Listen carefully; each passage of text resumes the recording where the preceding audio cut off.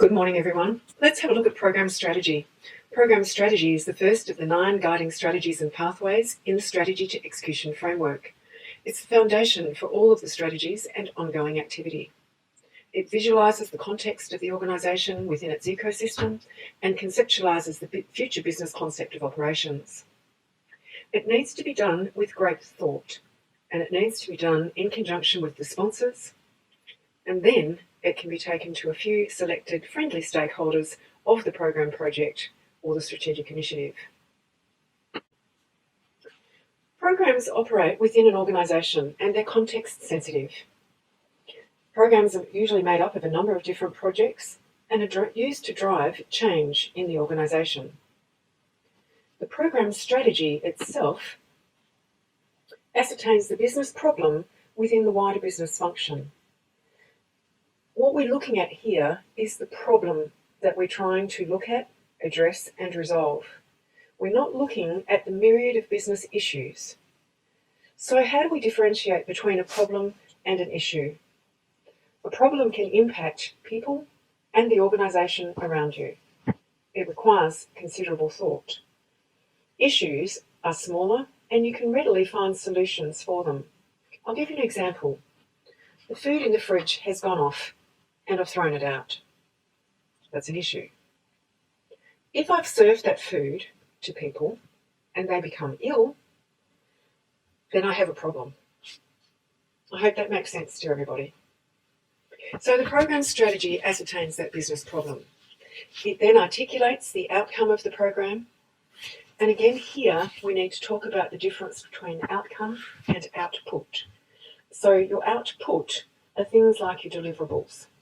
Your outcome of the program is the business outcome, so it's the value and benefit that is going to be provided to the organisation.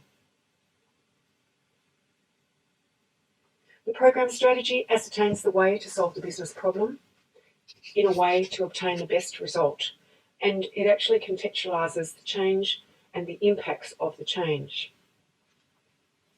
It uses visualisation for things to make sense to you, and then you can use visualisation to help it make sense to others, and you use the visualisation so that others, like your sponsors and your stakeholders, can then use those visuals to talk with anyone else in the organisation or outside the organisation and help them understand the new reality and what we're trying to do, so that everybody can see the problem being addressed and the benefits and value that is going to be contributed by the program.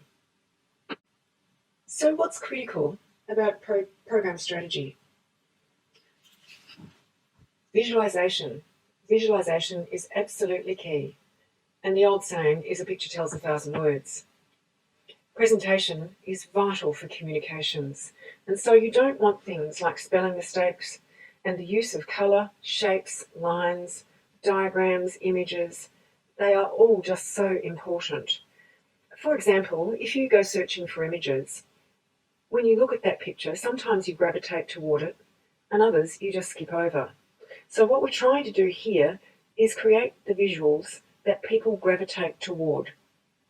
Now you may need to enlist graphics or marketing to assist you with this, but that's what you're trying to do. And doing that then provides communication to stakeholders at all levels of the organisation, as well as external stakeholders. It provides the transparency to take others on the journey of what you're doing and why. It surfaces the assumptions that are being made, and so you can confirm at every step of the journey that you are still doing the right thing. And if the business changes, then you have the flexibility, you need the flexibility to be able to change with the business. It provides then the foundations for business change and transformation. It minimises the business risk, and it gains confidence and builds credibility of the team, and as a team, success rates rise.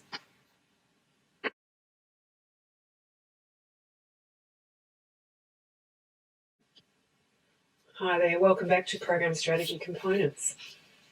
Program strategy components can be thought of like the table of contents of the slide pack or PowerPoint pack that you will eventually develop. There's a lot of information that's reviewed to develop these components, and you can look at the existing artefacts. You may need to do a timeline analysis, but you can look at the organisation structure, the business functions, get a little bit of an understanding about the politics, the committees that occur, the culture of the organisation, and that's really, really key, the relationships between the business functions, between the stakeholders, facts that are related to the program or the change, the numbers, any measures that are used, the current systems, the information flows, the formats of the information, any interaction between the information. And you can also look at the drivers. You can tease out the headline issues. So remember, we talked a moment ago about the myriad of business issues, but there will be headline issues that you can also address, as well as the business problem. It's what are the challenges the organisation is facing, and what are the impacts, the business impacts of those challenges. What are the blockers? Where are the pain points? And then look at also the business rules. So the business rules, the policies, and what are the principles that you would need to operate within after making the change. You can then also look at business cycles. For example, end of financial year is a business cycle. And if you're trying to involve corporate finance at the end of the financial year, they won't be able to give you very much time at all. So you're looking for those business cycles that are repetitive because they impact stakeholder involvement. And you're looking at roles and responsibilities of people within the organisation, as well as the organisational constraints, ownership, and approvals. For example, I had one particular very small committee that approved absolutely everything that was viewed externally of the organisation, and anything that was created had to actually go through them to be approved. So it all adds time to what you're trying to do, and that needs to be included in, of course, the execution roadmap.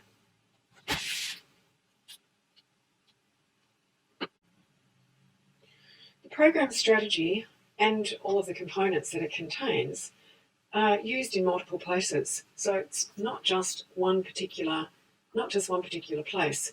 You'll find that the diagrams are also picked up and utilised in the business case, in the program initiation documents when you get into implementation, in tender documents that may go out, in the sourcing strategy, transition strategy, change and adoption strategy, and other business activities. The program strategy has so much rich information in it, and it's the deep dive analysis of the business within the business. And it is very, very useful to this particular change program, as well as to others. You may find that other programs can also leverage the work that you've actually produced.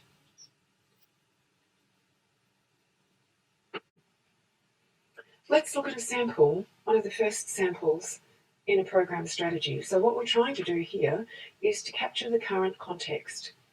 Now, this particular sample I created many years ago to present to the organisation the context of a program that had been put on ice.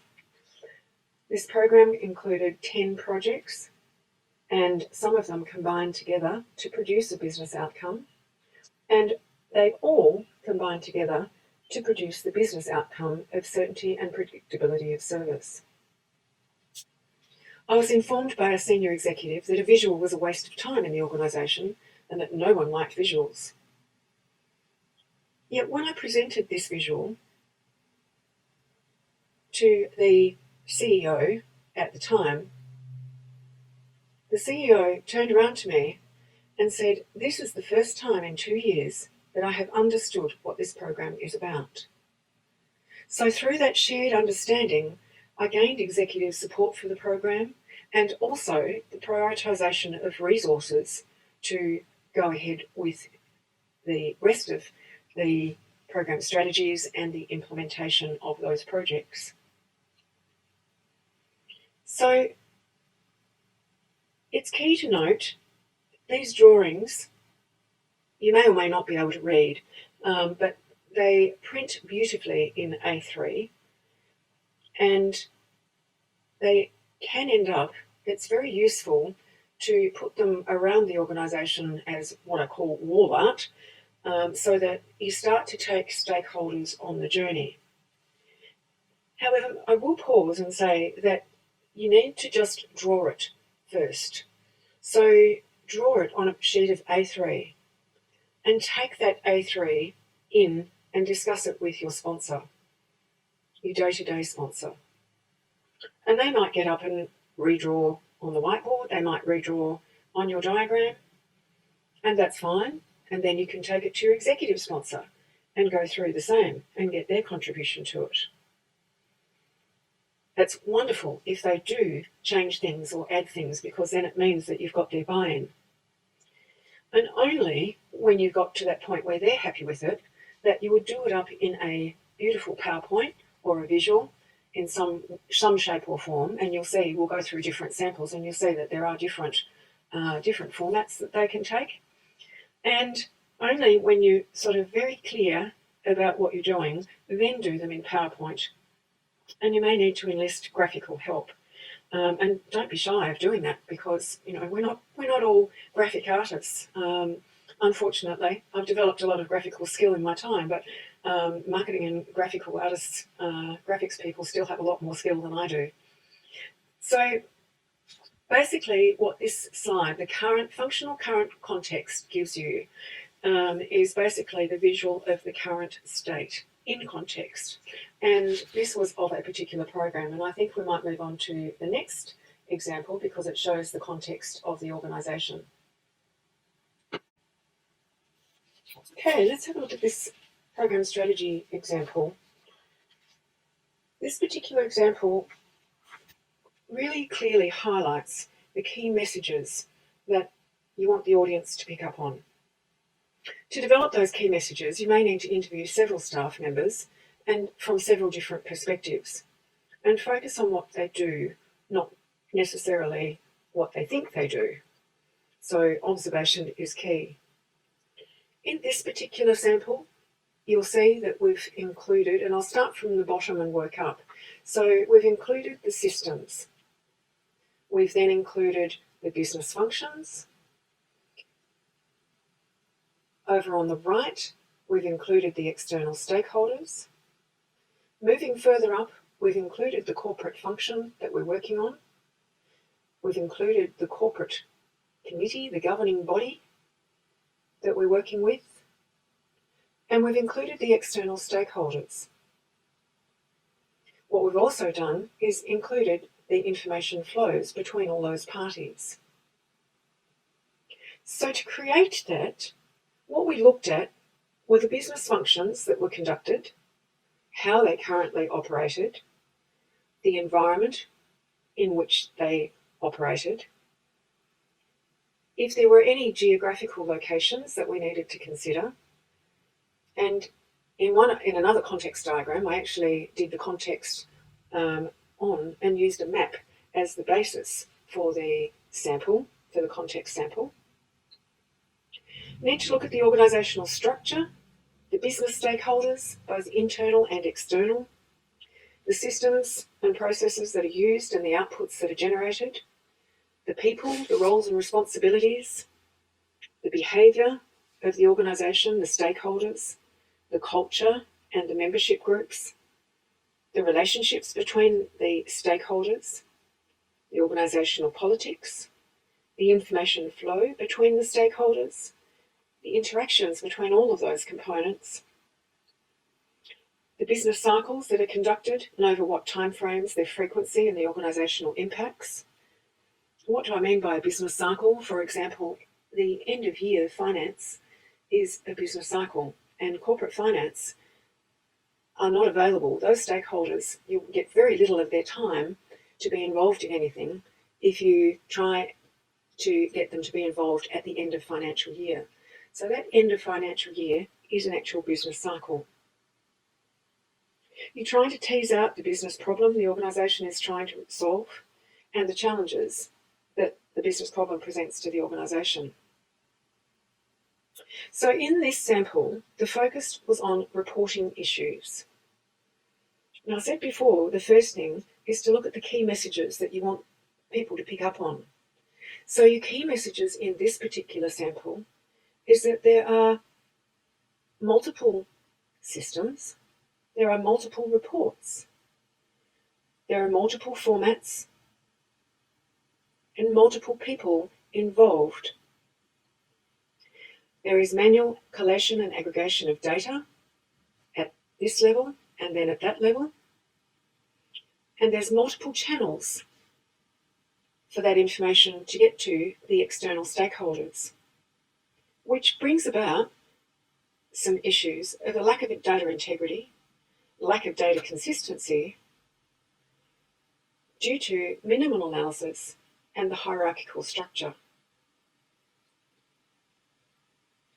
Now, those last points that I talked about, you may want to include another page that sits behind this, which actually has all those headline issues and how they could be resolved quickly and easily. For example, you might need to put in a system, or you might need to change a policy. So what we're trying to do here is to create the context of the organisation in a format that people gravitate to. And this particular sample, was in a build. Of course, it's a flat sample here at the moment, but it was actually in a build, and we could talk to it with all of those key messages as they came through. Now I'm going to pause at the moment, and I'd like you to take a sheet of paper and pick up a pen and draw. And I know that sounds really scary, because sometimes some of us haven't done that since we were a very long time ago. And what I'd like you to do first is to list the top 5 issues that your program, or a program that you are working alongside or you know of, that program is addressing in the organisation. And then on your diagram, or on that piece of paper, if you do 3 different rows, and maybe you have customer, organisation, and external stakeholders, and draw your organisation and what that looks like and how that information flows between the customer through the organisation to external stakeholders. What does that look like? Does that have any challenges for the organisation? And I'll just pause there for a moment. Let's have a look at this next sample. It shows 2. It shows the functional context, the current context, and then it shows in the overlay, it actually shows the change impacts of the change. And in this particular strategy, the client wanted to move to a client service model. It was a subtle shift, but a huge transformation. And if you look down at the bottom of the slide, you'll see the customer coming through with their information to multiple different areas of the organisation. In the change impact assessment, you'll see that the customer comes through onto a system, and then the system governs where that information goes in the organisation. Now, all of the areas in the organisation that are impacted by the change are actually highlighted so that they can be seen quite easily by your sponsors and by your stakeholders. Now, you'll see these have been done in different colours to the last samples. Colours are just so key. As I said earlier, presentation is just key, and the visualisation is vital. So colour, talk to your sponsor. What are their favourite colours? Because if they have a favourite colour, then use those colours if possible. You also need to find out what corporate colours are and whether you can deviate from the corporate colours. But it's useful if you can pick up and use your sponsors on your day-to-day or your executive sponsors' favourite colours. You're then looking at the flow of information. So the flow of information. Now, we're talking here And this is where it's a little bit different to the previous one.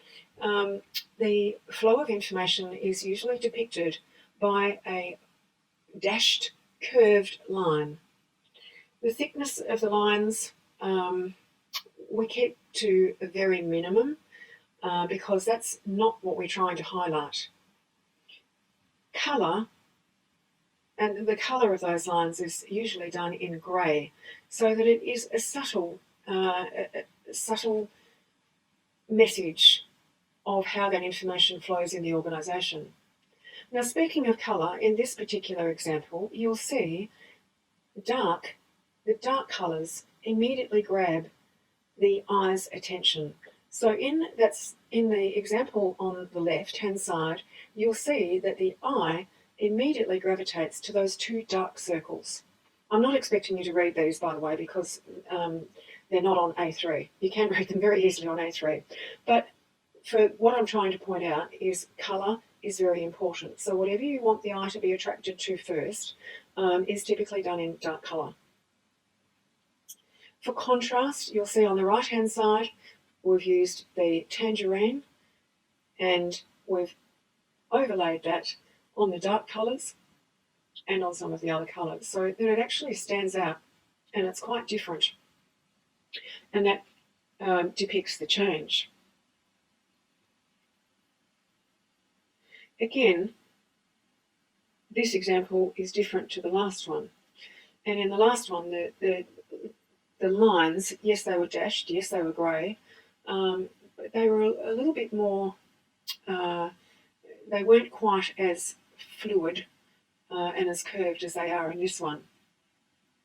What we're trying to make sure is that we don't use straight, thick lines, because as soon as we do those, then it starts to move us out of the strategy realm, because a dashed curved line indicates uncertainty and ambiguity, which is what dealing with strategy is all about. A straight, thick line means certainty, and that's the way things are. So we're trying to sort of gear away from that one. It's important for each of those on the sponsorship group, and I'll talk about in one of our next workshops about the sponsorship and governance framework. It's important for your sponsor and everyone on that sponsorship group to have ownership of each of the areas of change, as the program can't enact the change. Only the business can enact the change. The program enables and supports that business change that's about to take place.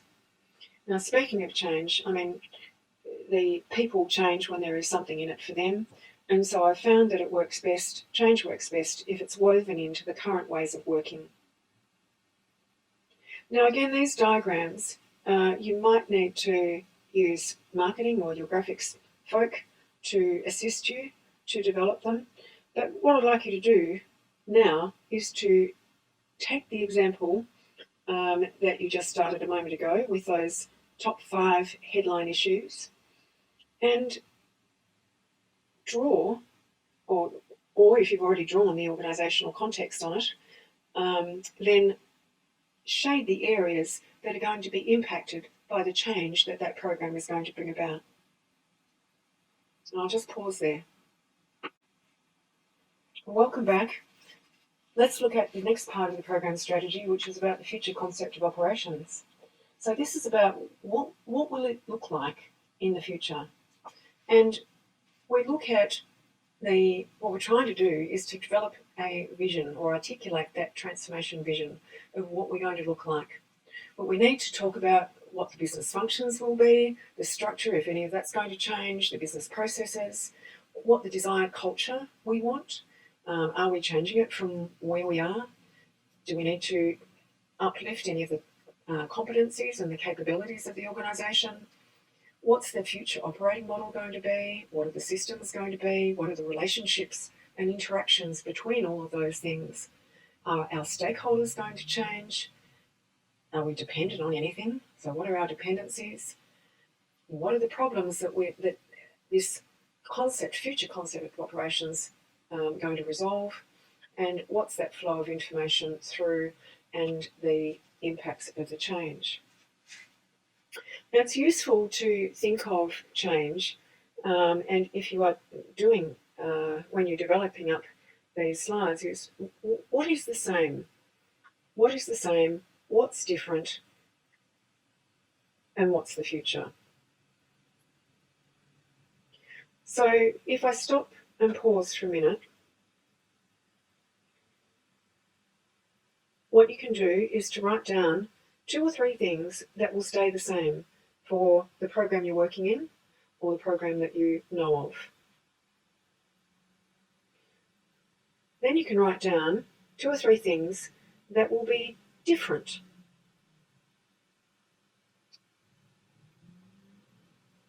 And then you can also articulate what we're moving away from and moving to.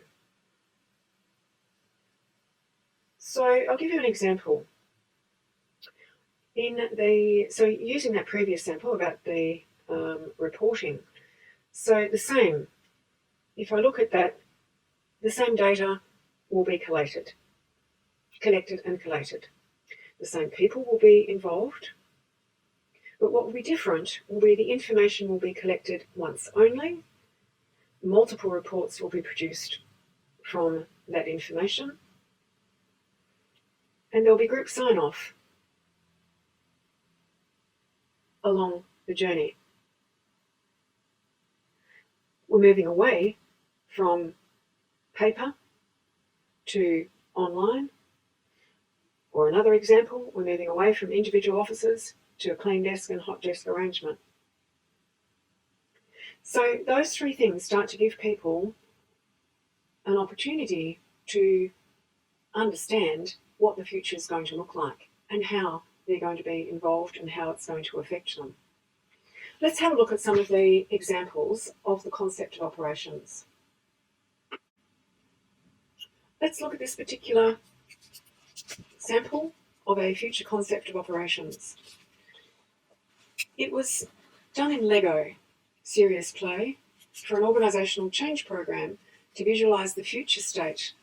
And the reason it was done in Lego was because the people involved were very tactile, and it provided a tangible form for people to visualise what that future state would look like and how it would operate. The beauty about this was that it involved 30% of those impacted by the change program. And you'll see the different colours here, like the purple and the red.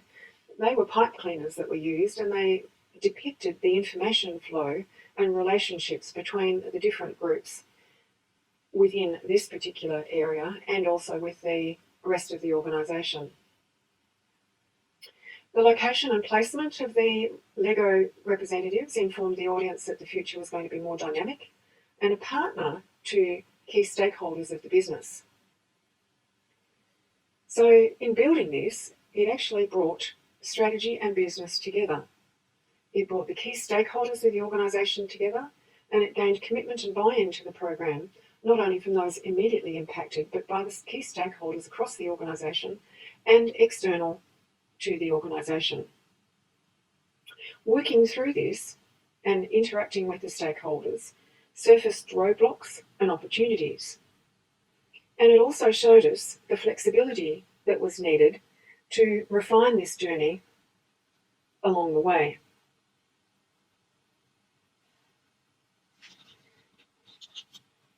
So this was a very tactile example. Let's have a look at the next example.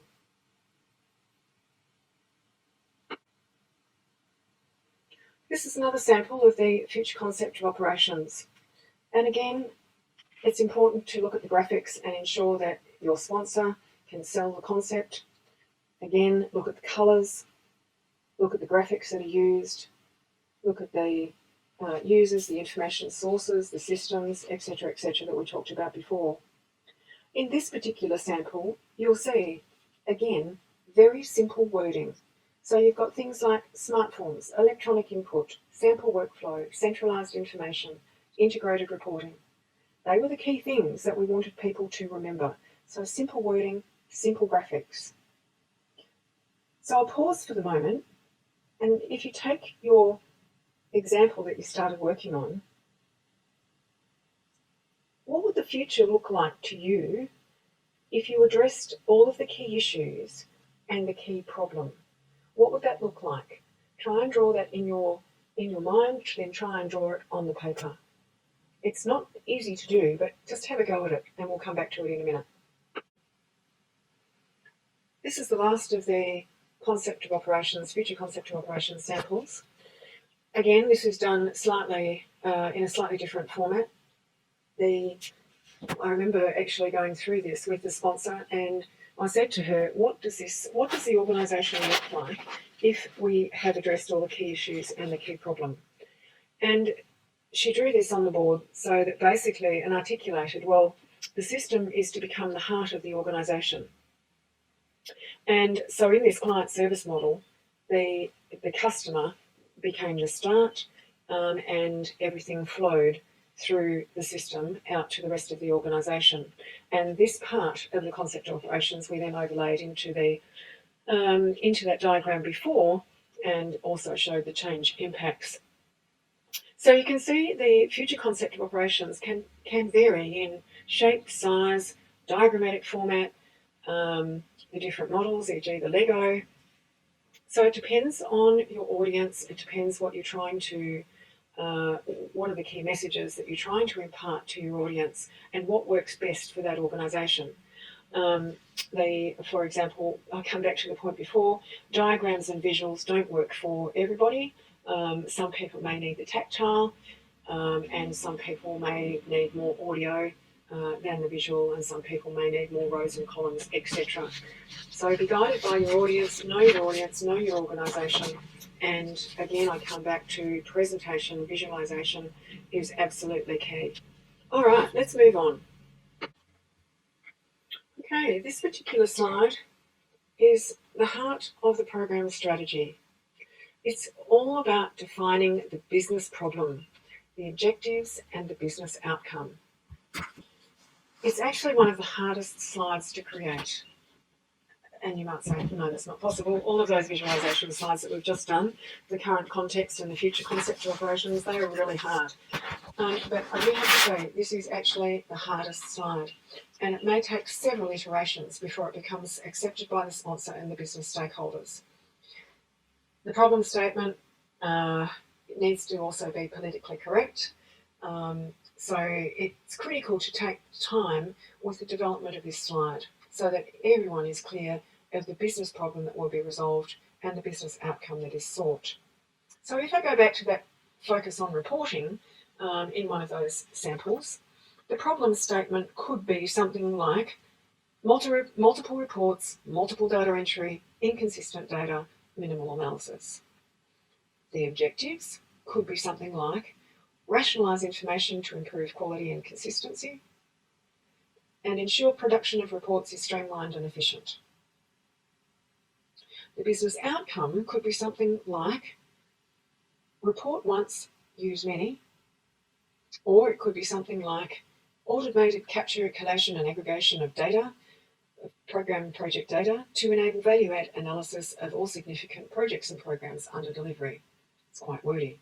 So it could be the short version, you might use that as a tagline, or it could be the long version. So I'll pause at this moment and I suggest, can you have a go at writing down the problem statement that your program is trying to resolve, or the program that you know of is trying to resolve, and what are the objectives and what is the business outcome to be achieved. And check that with the program directors, program managers, and any of the sponsors that you might be able to talk with. And take a start. The program strategy components are typically captured in a PowerPoint, or, as I said, the drawings are often done on A3, and so you may do printed versions of those folded correctly or in an A3 folder for everyone in your sponsorship group, so that they have something to talk to when they talk to internal and external stakeholders. In a PowerPoint, it needs to be one that your sponsor, day-to-day sponsor, and your executive sponsor can communicate to the rest of the executive and the sponsorship group, and to be able to sell into the organisation and external to the organisation at any level. As I mentioned, the diagrams are usually done on A3 and are given to these groups and put up as wall art, what I call wall art around the organisation as communication to stakeholders. Many years ago, a professor said to me, if you can't draw it, you can't management. So visualisation is very key, but know your audience.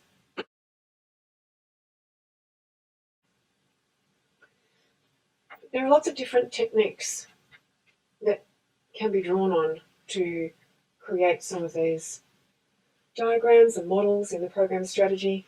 And I'm sure you've got many techniques in your toolkit, but I've listed some of the main ones here that I think will that you're likely to use to elicit the information required to create the program strategy, including things like document analysis, root cause analysis, the 6 whys, very powerful technique, that one. Rich pictures, you'll see, it's in all the visualisation. Presentation layout, why, how maps, brainstorming, storyboarding, the 6 serving men. So they're all fantastic techniques, and you may need to draw on others to actually to develop some of these visuals. So let's have a look at competencies. Okay, competencies. I guess for me, the key competency when you start to do the program strategy is observation. The power of observation. How many times have you found that someone will tell you what they do and you watch it and it's very different to what they think that they do? So, and I remember in the establishment, the program for the re-establishment for the state courts, I determined that minimal stakeholders had been included prior to the procurement of a product. So I managed to obtain an opportunity to sit next to the Deputy Chief Magistrate of the courts on the bench for half a day, and I observed his usage of the current system. I found that he used the keyboard with his left hand to bring up the precedents and key ahead while receiving papers in his right hand. His eyes watched and controlled the court at all times. The new system, the new application that was being proposed, presented drop-down lists in multiple areas of a screen. Now that meant that the drop-down list needed to be scrolled, the options selected, and required the use of a mouse or trackpad and the focus of the eye. It also needed, if you were right-handed, meant that you were using the right hand. So just from that brief description, that observation, would you say that that new system was going to support his mode of operating? And would he then really accept the change? Would it still allow him to control the court at all times? So one of the main things then is to observe, reflect, learn, reframe and refine, and then act. And in doing all of those, you would bring in competencies such as listening, probing, open questions, facilitation, organisational modelling. So observe, reflect, learn, reframe and refine, and then act. Okay, let me pause there for questions.